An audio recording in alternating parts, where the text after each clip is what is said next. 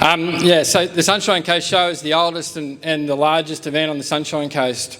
And in the last 6 years, it has grown 92% to 36,000 people through our gates, the fourth largest and biggest show in Queensland, and brings over $4 million into the region, and all in a showground that's smaller than most country shows. The current show accepts just under 7,000 entries, of which over 2,000 of them are horse entries. And just to note that the Sunshine Coast Regional Council has the largest registration of horses in all council regions in Queensland. That blew me away. Any year, I'll bypass this, with currently 80 schools on the Sunshine Coast, we only have 2 schools that can enter student pieces into the art and craft section. If one more school was to enter and to enter a number of works into these sections, we're at the point of not being able to accept them due to space.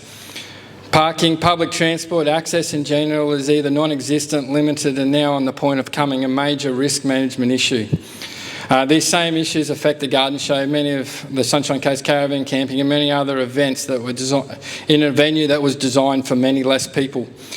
We also know that many events do not come to the Sunshine Coast due to the lack of facilities here on the Sunshine Coast.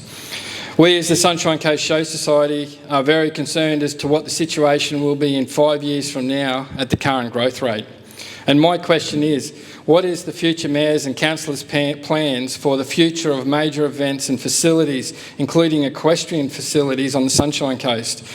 Will you commit to holding a meaningful consultation with the Sunshine Coast Show Society and other major events within the first 3 months of being elected to consult and review a master plan for the Sunshine Coast Council region to the future needs of events on the Sunshine Coast? Okay. Okay, well, as I've said in the beginning, I believe the whole economic future of the coast lies west of the Bruce. So this is part of that. We should encourage all sorts of events and all sorts of things we can create within whatever space we can allocate to it. I also advocate for the creation of what I call the Institute of Urban Agriculture, that would create an institute here that could bring students from international places to be trained in urban agriculture. Because one, we have the people that can do it, we have the space to do it in, and a facility like that could be expanded to include showgrounds and equestrian events would be ideal. So a multifunctional centre or a multifunctional space would be ideal for many purposes. But I believe that all those sort of things are the things we have to encourage, rather than maybe building a $35 million library in Caloundra. It might be better that a lot more money is devoted to the west of the Bruce for facilities that can be productive of a great deal of economic benefit for the whole of the Sunshine Coast. Thank you, Michael.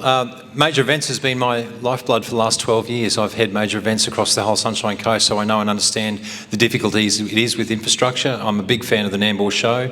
It brings in about $4 million of economic benefit to our region, which puts into our mum and dad businesses. The whole events program on the whole Sunshine Coast is worth around about $100 million a year of economic benefit to our region, so it's a big deal.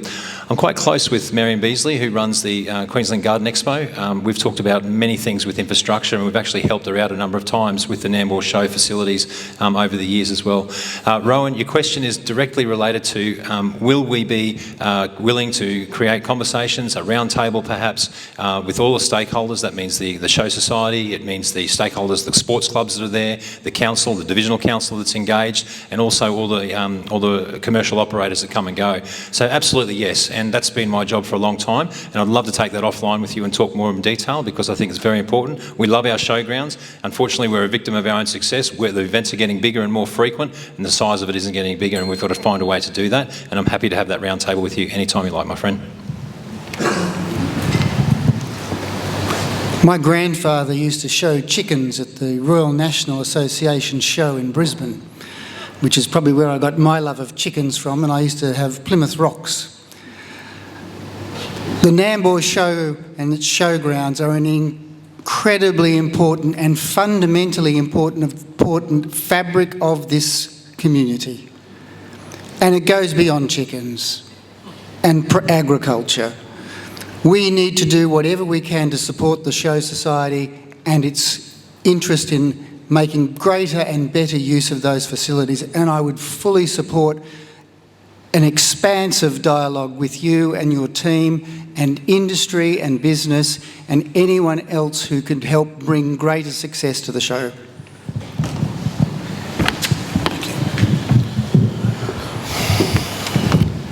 History and heritage are great things, aren't they? And the Nambour Show, I grew up going to the Nambour Show, didn't have chickens. Dad won the best pineapple one year, the best pineapple, and the best pineapple display. So I know what you're talking about.